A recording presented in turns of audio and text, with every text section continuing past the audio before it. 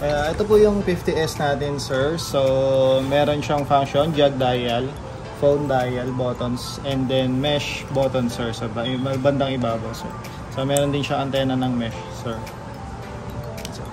So, pag i-open po natin siya, pag i-operate natin siya, sir, si jog dial, tsaka si phone dial, sir, sabay nyo lang po siya ipipindutin na hold, sir, 1 seconds.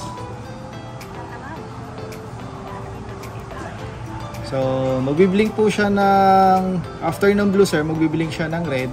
So, pag 4 times po nagblink yung red, ibig sabihin po, 100% full charge siya. Pag tatlo naman, sir, 75. Then, pag dalawa, sir, 50. Pag isang blink, sir, 25%. So, kailangan na siyang i-charge. So, connecting siya, sir, sa phone. Hold nyo lang po, sir, yung jog dial. 5 seconds, sir. Para makonect siya sa ibang intercom. So, try natin sa isa, sir. Open natin.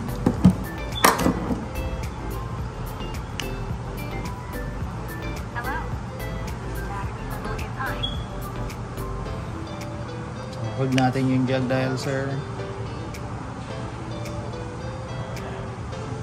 So, once na nakapareho na siya, sir, na naka-blinking ng red, connected kasi, sir, okay lang. So, yung isa dun, sir, magta-tap tayo. Isa sa mga unit. After nun, sir, mag-auto-connect na siya. So, malalaman natin, sir, na connected yung dalawang unit kapag double blinking siya ng color blue po. Color blue? Apo, dalawang blink ng color blue, sir. Okay. So, double blink siya, sir. Sir, ano po model ulit itong Xena? 50S, sir. How much po isa? Yung price, sir, nasa 24,990, sir. How about pag naka-package po ng pair? Pag package, sir, nasa 39,990, sir. Sir, saan po makakabili nito? Moto Market, sir. All branches namin sa Moto Market, sir. Meron tayo sa Centris, meron tayo sa Green Hills, meron tayo sa Libis. Sa South area, sir, meron tayong Alabang, Moto Market Pasay po, tsaka Makati. Dito din sa NCR, sir. Thank you, sir. Thank you po.